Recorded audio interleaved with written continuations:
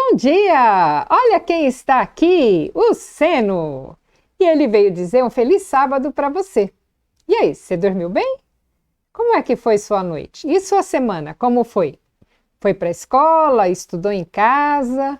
Como foi sua semana? Espero que tenha sido muito boa, porque a minha foi boa. Então, hoje eu vou contar a história da Muca, não é do Seno. A Muca era uma gata que eu tinha quando eu era criança.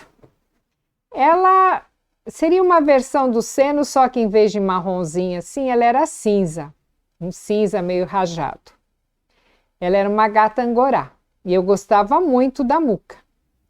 Ela era bravinha assim, igual o Seno, sabe? Ficava brava quando a gente pegava assim, ficava abanando o rabo. Ela era muito brava, mas ela gostava bastante da gente e gostava bastante da casa onde a gente morava. Um dia, algum vizinho meu que não gostava da Muca pegou a Muca e levou embora para um lugar que eu não sei onde foi, mas devia ser bem longe.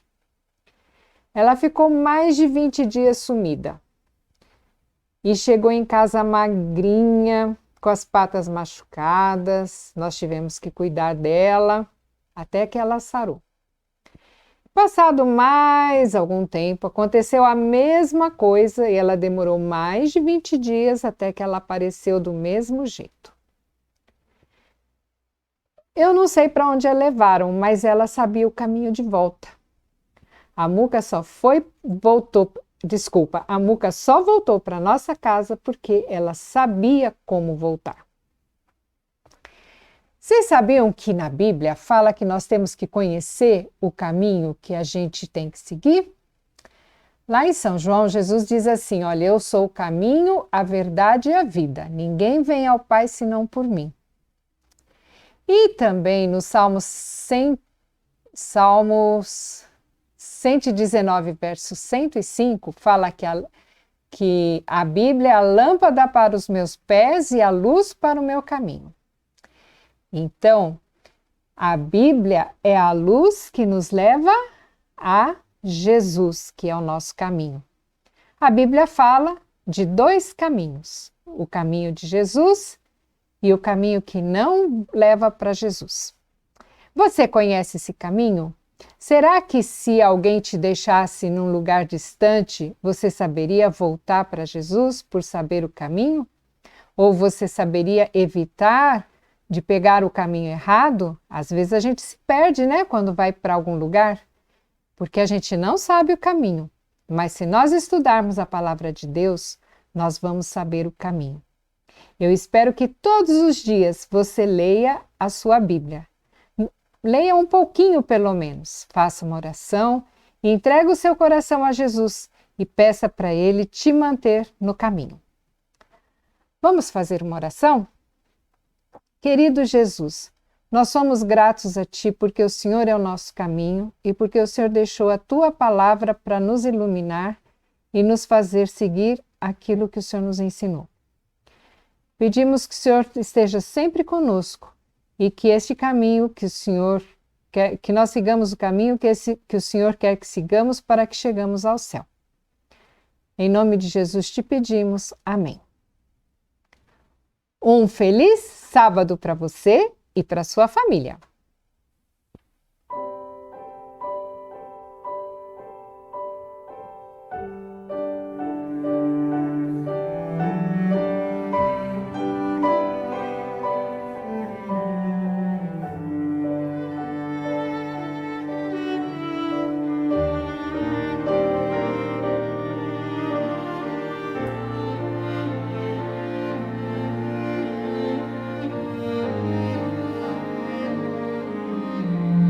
Você que se sente como eu neste momento, com medo de estar longe de Jesus, com medo de negar a sua cruz. Você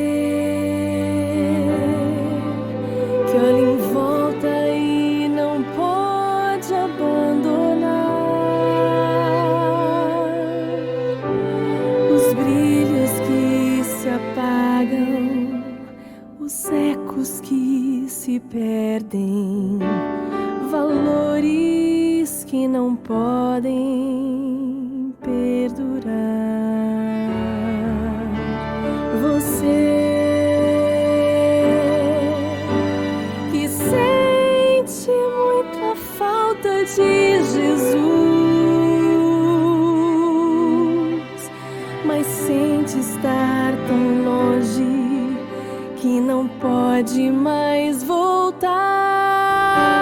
Você que, como eu, não sabe como abandonar tudo aquilo que o afasta de Jesus, saiba que Jesus o aceita hoje como está.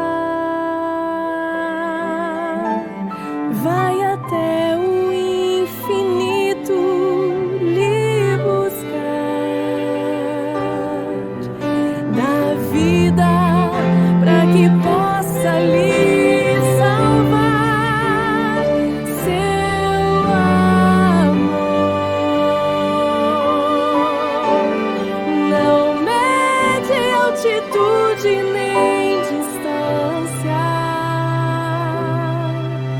ultrapassa os pecados e o alcança. Com ternura o convida a voltar. Jesus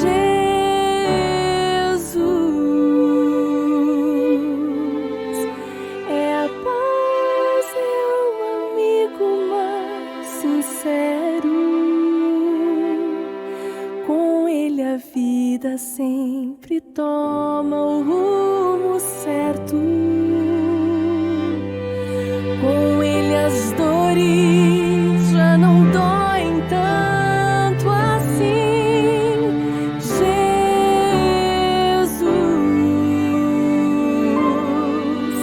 é a voz que sempre chama e não acusa. É o braço aberto que nunca recusa. É o peito onde você vai se encontrar.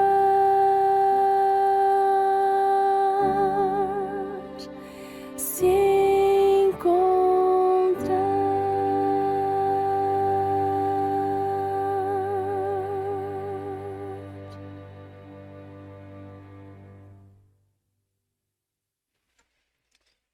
Olá! Que bom, estamos de volta. Bem-aventurado o homem que não anda no conselho dos ímpios, não se detém no caminho dos pecadores, nem se assenta na roda dos escarnecedores. Você conhece esse texto? Sim, é o Salmo 1. E é sobre ele que eu vou falar hoje. 2 caminhos. Mas antes, vamos cantar. Por belezas naturais. É o hino número 6 do nosso cenário. Vamos cantá-lo juntos.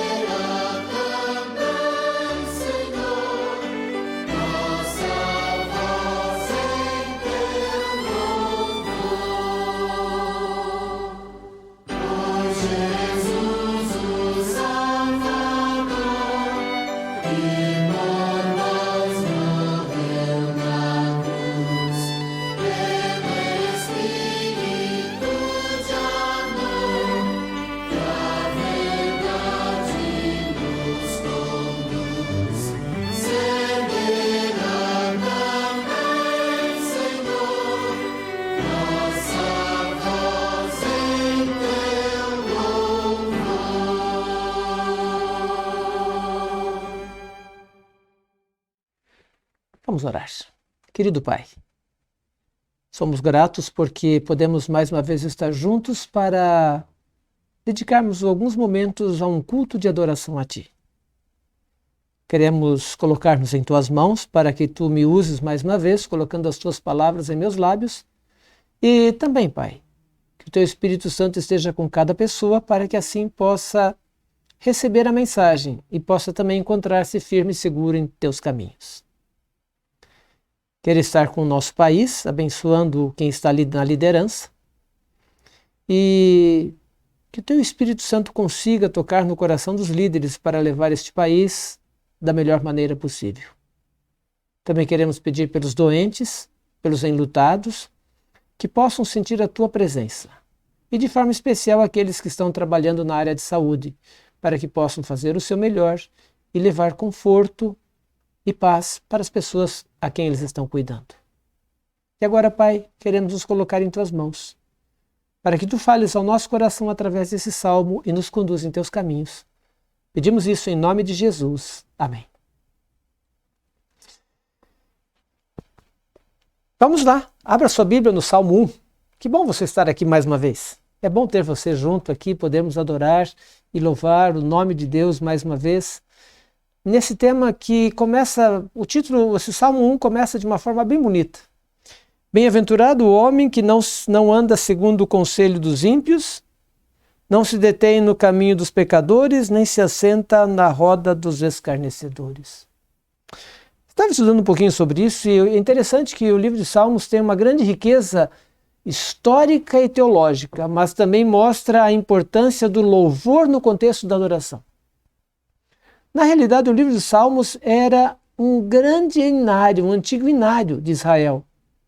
Os seus 150 salmos estão divididos em 5 livros, que, segundo a tradição judaica, são diretamente relacionados com o Pentateuco. Sua composição alcança um período de cerca de 900 anos. Não são só salmos de Davi, tem diversos autores. Desde a época de Moisés, que também compôs alguns salmos, até o começo do 5º século a.C. O Salmo 1 é a introdução geral do primeiro livro e da Bíblia, dos Salmos. Você percebe que não tem título, né? A ausência do título ou subtítulo e a ausência de um indício externo quanto à autoria ou época em que foi escrito, o Salmo é conhecido como órfão. E pelo conteúdo é apropriado que receba o título de Os Dois Caminhos. Esse salmo é uma breve expressão poética da lei espiritual, retratada com frequência nos salmos, que a justiça leva ao êxito e a injustiça ao fracasso. É um sermão do Antigo Testamento sobre felicidade de quem tem uma vida consagrada a Deus e a destruição que aguarda aqueles que deixam Deus fora da sua vida. Esse salmo foi cuidadosamente elaborado como um soneto. O salmo introdutório se divide em 2 estrofes contrastantes. Os versos 1 e 3 descrevem a felicidade do bom homem, que de forma deliberada evita o mal e ao mesmo tempo proclama o seu deleite na lei do Senhor. É retratado um vívido quadro dos resultados da vida piedosa ao se comparar o fiel a uma árvore que produz frutos da justiça. Os versos 4 a 6 é descrita a tristeza do ímpio sob a figura da palha. Declara-se o seu fim e se chega à conclusão de que Deus está interessado no êxito do bom homem, ao passo que o fim do mau homem é a destruição. Ele separa os justos do ímpio, dando destaque aos que são fiéis filhos de Deus. E hoje nós vamos falar sobre os 3 primeiros versos. Não há necessidade de eu falar sobre o que acontece com os ímpios. É bom saber o que acontece com os justos. É ele que nós precisamos imitar. É os justos que nós precisamos ser em nossa vida também. Veja bem, como começa? O justo é bem-aventurado. Mas tem uma razão pela qual ele é bem-aventurado. 3 palavrinhas. Não anda, não se detém e nem se assenta. Vencendo a atração e a decadência causada pelo pecado, as 3 palavras retratam em ordem de intensidade crescente os passos sucessivos da vida do ímpio. Primeiro, anda na direção dos que estão alheios a Deus, conformando-se com os costumes pagãos. Não isso. Segundo, se detém para associar-se com os rebeldes, sob a maldição do pecado e com a tentação. Também não faz isso. E terceiro, une-se em definitivo ao grupo de pecadores, considerando a luz ou as trevas. Mas aqui, deixando de lado a luz e considerando mais as trevas. Certo rabi disse o seguinte: se 2 pessoas se sentam uma ao lado da outra e não pronunciam nenhuma palavra da Torá, da lei, formam um conjunto de escarnecedores, no qual se diz: um homem bom não se assenta em companhia de escarnecedores. Comentário Bíblico Adventista, volume 3, página 510. Suas ações são corretas, representam a vontade do Senhor e dão um bom testemunho, como ensina o Salmo. O cristão deve ter compromisso com ações corretas, mas precisa ir mais além e ser movido por intenções puras e corretas. As ações são importantes para testemunhar aos homens, mas as intenções são fundamentais para ser avaliado por Deus. Ambos precisam estar em equilíbrio. Se não for assim, vamos repetir a história dos fariseus, que eles eram, entre aspas, perfeitos por fora e corrompidos por dentro. Se as intenções não forem saudáveis, as ações serão equivocadas. Faremos o que é certo apenas para impressionar, receber aplauso, aprovação, promoção, ou até mesmo para garantir a vida eterna. Por isso o salmista destaca que o prazer do cristão está na lei do Senhor, como diz o verso 2. Antes de fazer, vem o ser. Antes de aparecer diante dos homens, é preciso buscar a presença de Deus. É preciso colocar ações e intenções na ordem certa. Quando você busca Deus antes de qualquer coisa e tem prazer nesses momentos e faz deles um hábito e que se repete cada dia e cada noite, sua vida se torna uma árvore plantada junto à corrente de água, que no devido tempo dá o seu fruto e cuja folhagem não murcha. E tudo quanto faz, prosperará, será bem-sucedido. É o verso 3. É essencial que cada súdito do reino de Deus seja obediente à sua lei, a fim de que sua infinita glória possa ter um estabelecimento perfeito. Os professos seguidores de Cristo são tentados nessa vida para ver se irão ou não ser obedientes a Deus. A obediência resultará em felicidade e assegurará a recompensa da vida eterna. A falha de Adão, em um ponto, resultou em terríveis consequências, e o pecado cresceu em proporção tão vasta que não pôde ser medido. Mas em meio à rebelião e apostasia, em meio aos que foram desleais, impenitentes e obstinados, Deus se volta para aqueles que o amam e guardam os seus preceitos. E diz: eu amo aqueles que me amam e lhes farei herdar riquezas. Deuteronômio 32:41 diz: tomarei a vingança contra os meus adversários e retribuirei aos que me odeiam. Satanás declarara que Deus nada conhecia de abnegação e misericórdia e amor, mas que ele era severo, exigente e irreconciliável. Ele jamais experimentou o amor perdoador de Deus, pois nunca Satanás demonstrou o genuíno arrependimento. E por essa razão, foi banido definitivamente do céu. Sua representação de Deus foi incorreta. Ele foi uma testemunha falsa, um acusador de Cristo e um acusador de todo aquele que abandona o jugo satânico e retorna para obedecer de boa vontade ao Deus do céu. O Salmo 1, verso 2 diz: antes tem o seu prazer na lei do Senhor, e na sua lei medita de dia e de noite. O mundo de Jeremy Levin virou de cabeça para baixo no dia em que ele foi capturado por muçulmanos xiitas e feito refém no Vale de Bekaa, no Líbano. Ele era chefe no escritório da CNN em Beirute. Levin sentiu isolamento e medo. A única vez que podia ver alguém era quando os sequestradores o levavam ao banheiro. E isso era uma vez por dia. Agachado num canto de um quarto sem janelas, Jeremy ficou ali e mês após mês. Ele sentia que precisava conversar com alguém. Mas com quem? Não havia ninguém. Ele temia que se conversasse consigo mesmo, ele poderia ficar louco. Então ele pensou em conversar com Deus. No começo ele se sentia meio desconfortável. Embora ele fosse neto de rabinos, Jeremy decidira que acreditaria somente em coisas concretas que pudessem ser tocadas e sentidas. Então ele rejeitou a aliança religiosa, mas com tão pouco para tocar e sentir naquela solitária cela, Jeremy voltou-se para Deus. E então ele percebeu algo interessante.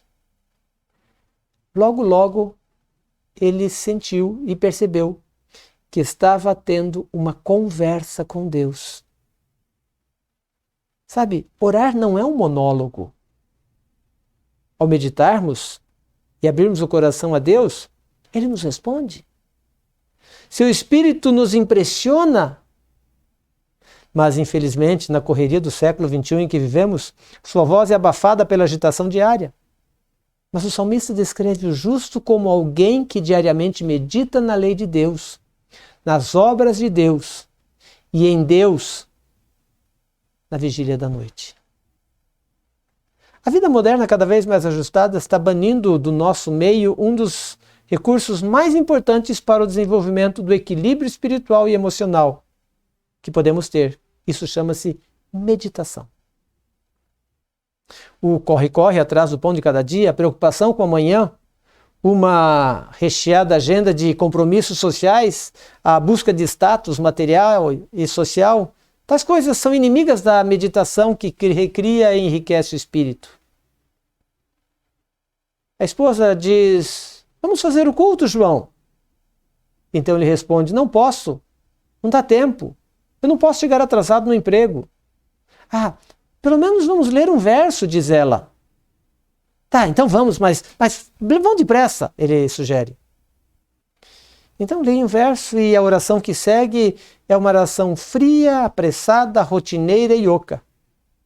Não traduz o clamor da alma ansiosa pelo oxigênio espiritual. João, o laodiceano, enquanto os pensamentos se enroscam dos problemas do trabalho, ele come depressa e corre. Ele corre para o emprego. Lá ele luta, trabalha, sua camisa e depois ele vem almoçar. A esposa então pergunta: tudo bem, João? Ela também está cansada das tarefas domésticas do dia? E ele responde: mais ou menos. Mas então, come novamente depressa e os pensamentos vão se voltando para o trabalho e logo diz: tchau mulher, tchau crianças, e vai embora. O trabalho absorve o dia inteiro. Quando chega a noite, João retorna. E agora ele se preocupa com atualização, entretenimento, ele se preocupa em assistir o noticiário, se preocupa em responder algumas conversas com amigos que ele tem que cultivar. Até que finalmente o sono domina e, completamente exausto, ele cai no sono. Antes de se jogar na cama, ele faz aquela oração rotineira, uma oração insípida, que nem se lembra se fez ou não. E então ele dorme como a alma mais seca do que os montes de Gilboa. No livro Ciência do Bom Viver, página 58, diz o seguinte: quando todas as vozes silenciam e em inquietação esperamos diante dele, de Deus, o silêncio da alma torna mais distinta a voz de Deus ao nosso coração. Sabe, a meditação cristã, como parte de uma significativa vida de oração, é muito diferente daquela meditação do misticismo ocidental. Ela não é uma tentativa de clarear a mente, é uma tentativa de preencher a mente com a presença de Deus.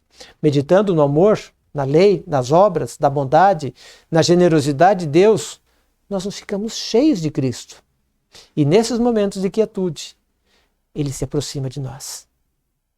Caminho a Cristo, página 86, diz o seguinte: as relações entre Cristo e cada pessoa são tão particulares e tão íntimas como se não existisse nenhuma outra por quem Deus houvesse dado o seu bem-amado Filho. Jesus ama você como se você fosse único neste mundo. E então, é na atmosfera da meditação que Deus impressiona a nossa alma. Pegue a sua Bíblia, procure um lugar calmo, pela manhã bem cedo ou à noite. Leia, peça que Deus fale a você através da sua palavra. Na quietude, você pode ouvir a voz de Deus. E veja o que diz o verso 3. Como é que é o justo? Como uma árvore plantada junto a correntes de água, que no devido tempo dá o seu fruto, cuja folhagem não murcha, e tudo quanto ele faz será bem-sucedido. Na Bíblia, Israel é o povo de Deus. Muitas vezes eles são comparados a árvores. Isaías 61:3 diz: a fim de que chamem árvore de justiça a plantação do Senhor, para que ele seja glorificado. Belas árvores produzem bons frutos e boas folhagens. Produzem abrigo e esperança.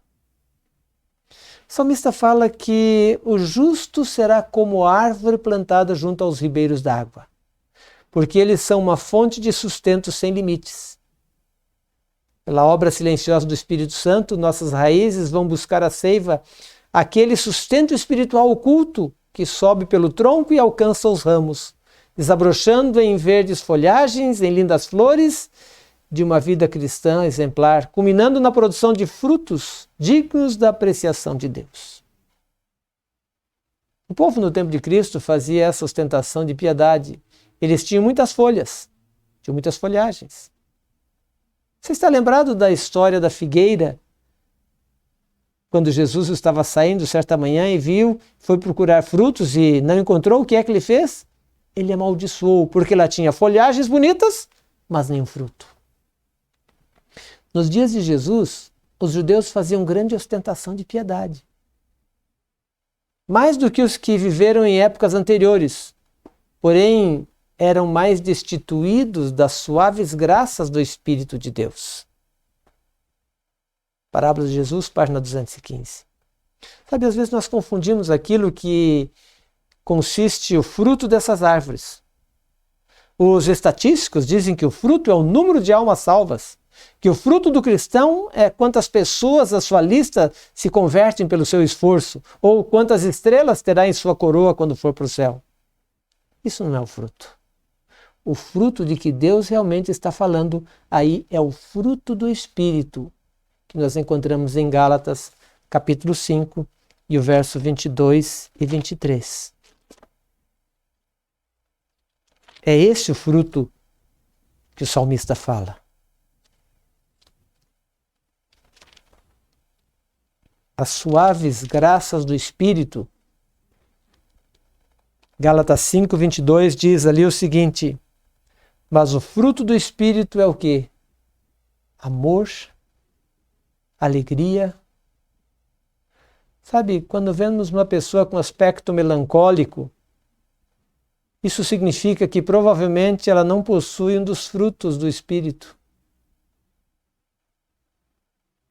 Está faltando um. E aqui diz: o fruto do Espírito é amor, alegria, paz, longanimidade, benignidade, bondade, fidelidade, mansidão, domínio próprio. Contra essas coisas não há lei. O povo no tempo de Cristo tinha muitas folhas. mas bem poucas das suaves graças do Espírito, e sim as milhares de pessoas para o reino de Deus que se converterão em consequência de uma vida repleta de frutos, pelo nosso simples testemunho de uma vida verdadeiramente cristã. É o que Deus quer que façamos.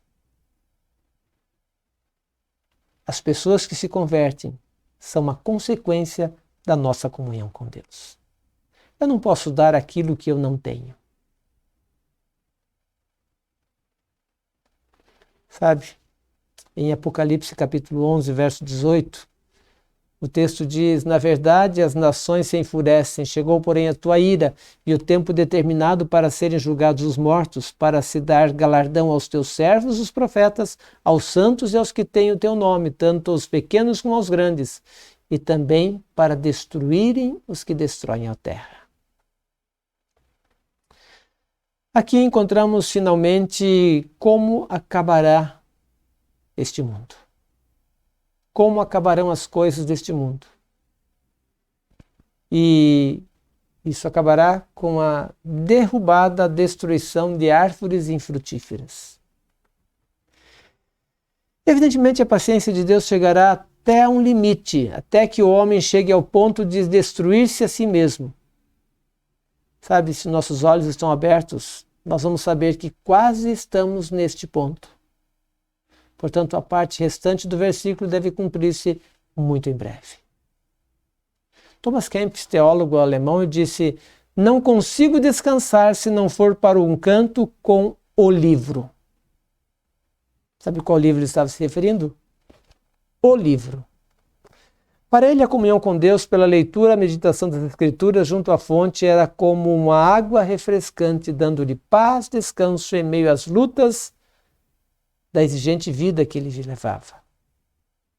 Verdadeiramente, as águas correntes que passam por este livro sagrado são águas que jorram da fonte e alimentam nossa vida espiritual.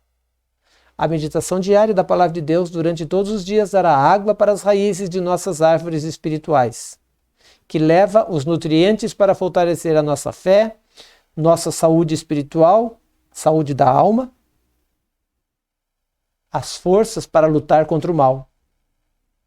Em período regular, cada dia, em nosso canto com o livro, isso vai nos proporcionar paz à alma, alegria de viver e motivação para continuarmos nossa caminhada rumo ao céu. Sabe, o cristão que não tem as suas raízes molhadas pela água da fonte, que não absorve os nutrientes necessários para o seu crescimento espiritual, é como a palha dispersa pelos ventos das provações. É leve demais para resistir às tentações. O salmista nos estimula a regar cada dia nossas raízes na água da fonte.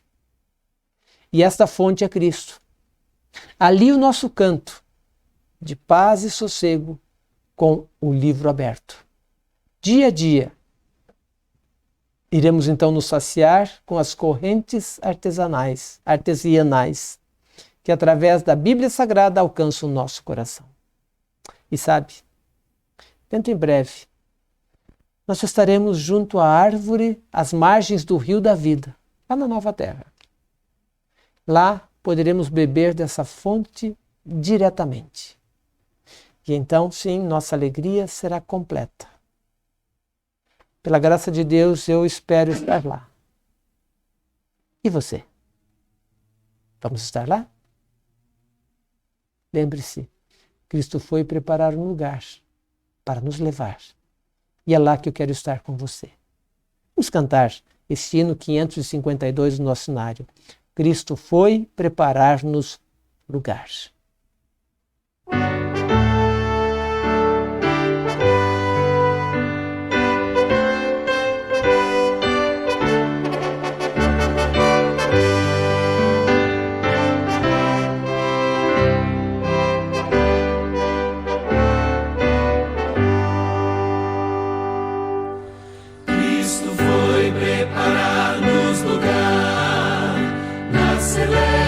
Morada do Pai,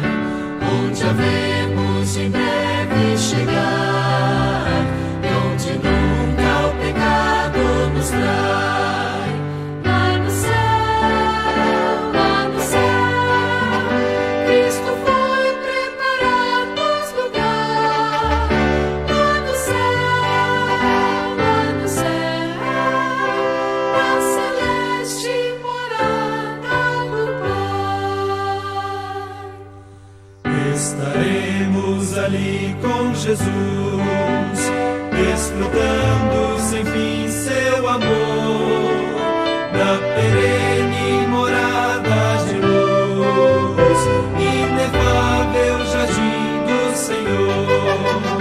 Lá no céu, estaremos ali com Jesus. Lá no céu, desfrutando sem fim seu amor. Nesse lar tão feliz e eternal, o pecado jamais há de entrar. Só a glória, pureza e prazer, aos salvos com Cristo hão de estar. Lá no céu, nesse lar tão feliz e eternal. Lá no céu, acharemos descanso afinal.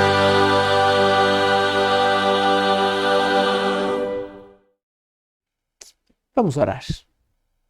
Pai querido, somos gratos pelas bênçãos que tens derramado sobre nós, pelo carinho com que diriges a nossa vida e pelo cuidado que tens para conosco. Queremos agora entregar-nos em tuas mãos, para que possamos ser bem-aventurados por andarmos não com qualquer pessoa, não andar no caminho errado, não parar no caminho, lugar errado, e nem sentar no local indevido, mas estar sempre em tua presença.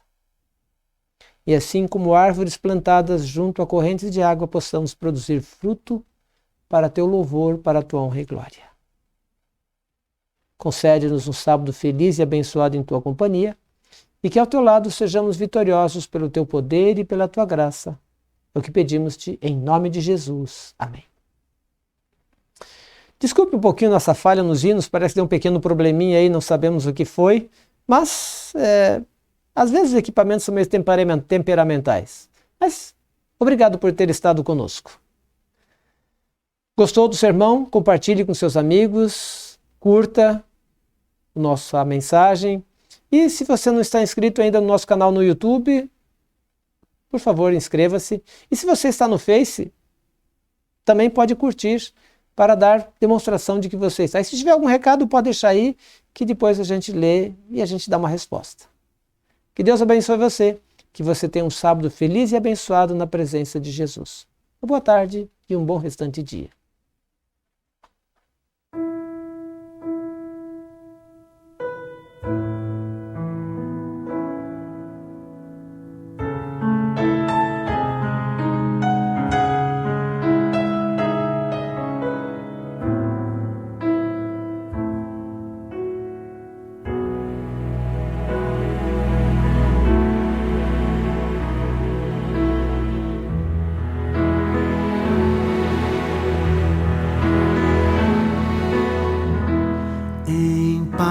Eu vou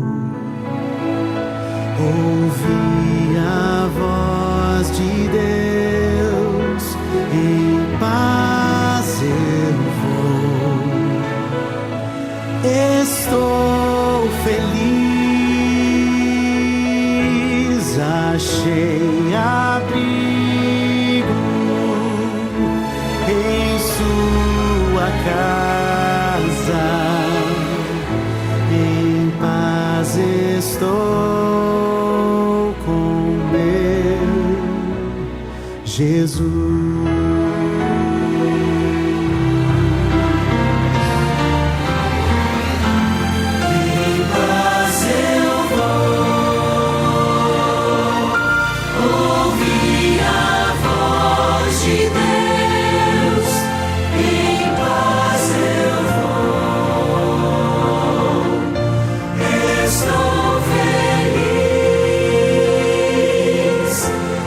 Achei a mim.